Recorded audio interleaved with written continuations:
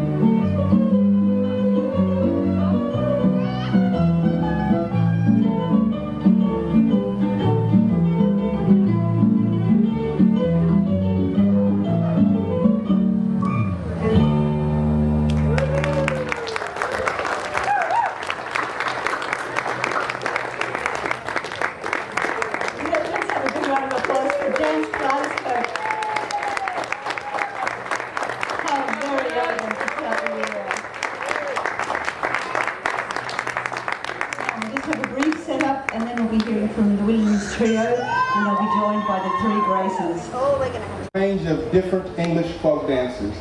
I'm going to bring them up to the stage, and they're going to have a poem read by Jerry. So please welcome Dance Kaleidoscope.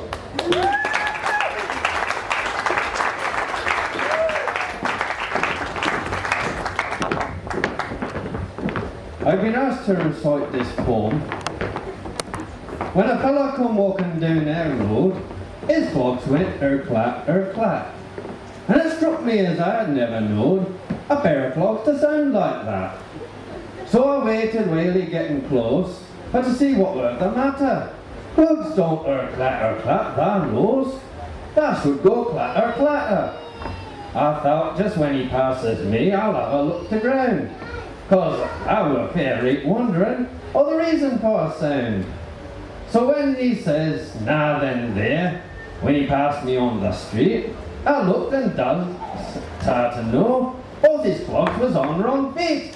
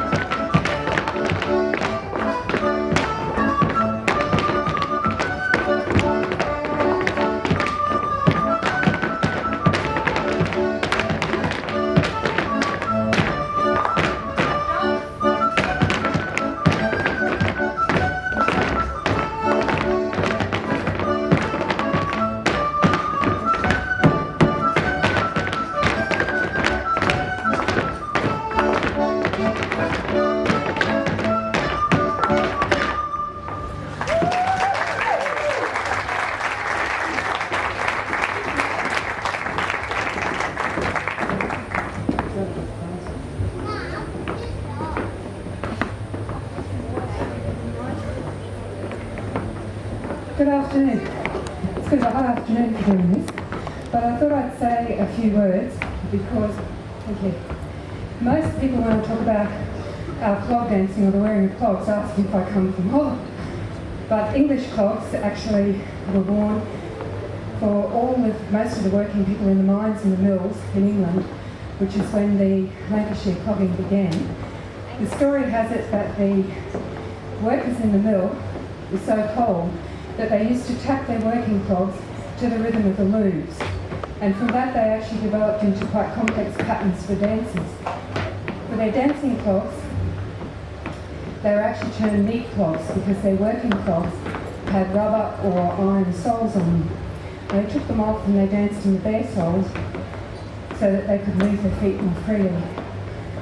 The actual clogs took about 4 hours to make. It was a cottage industry, 2 hours to carve the soles and 2 hours to add the uppers, which are laced like a normal shoe. There's some water.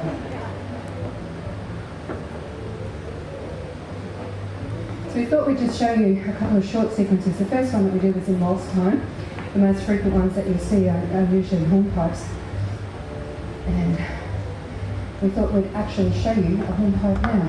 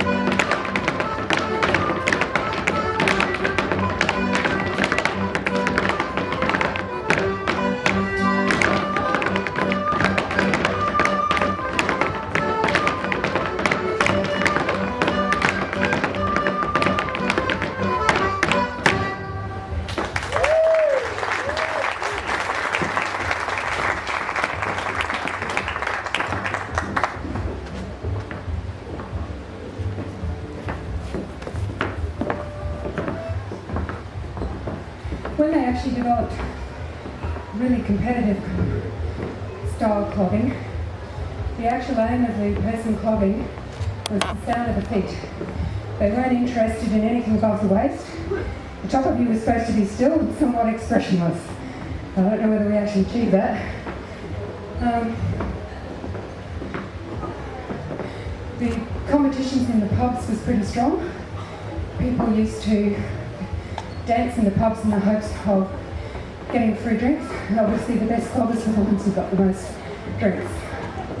The other thing I did want to tell you about, which I think I need to read,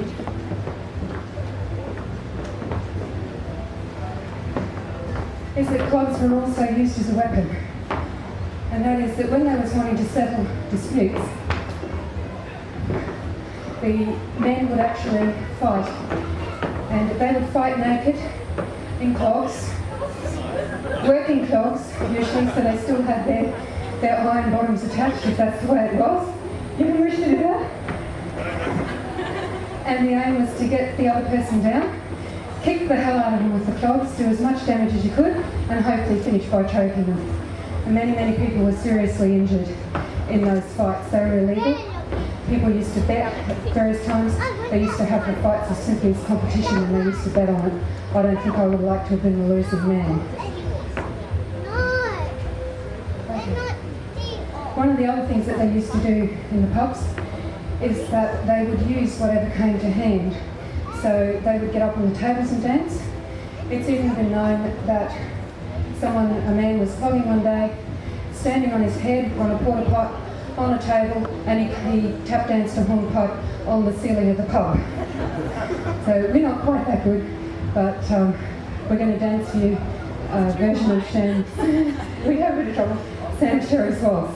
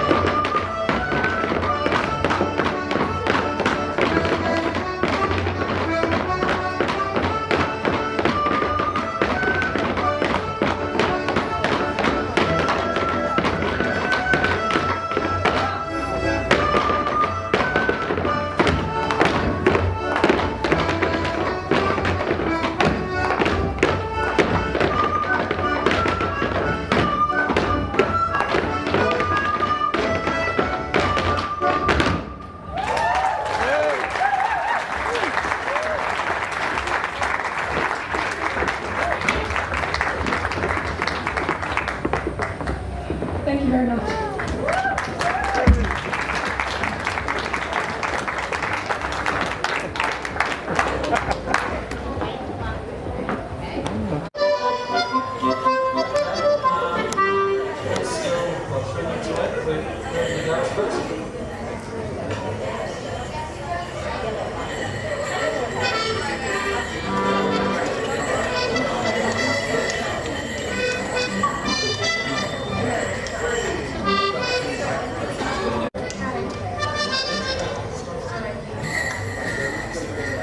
Well, rain, hail, shine or heat wave, the Morris dancers have been at Woodford through it all, and in fact way back to the Mullaney days. They're a foundation of this festival, and so it is my great honour to introduce the Bellswagon Morris dancers to you today, dancing the traditional Cotswold style of Morris dancing. They're the hottest troupe around. Please give them a big warm welcome to the stage.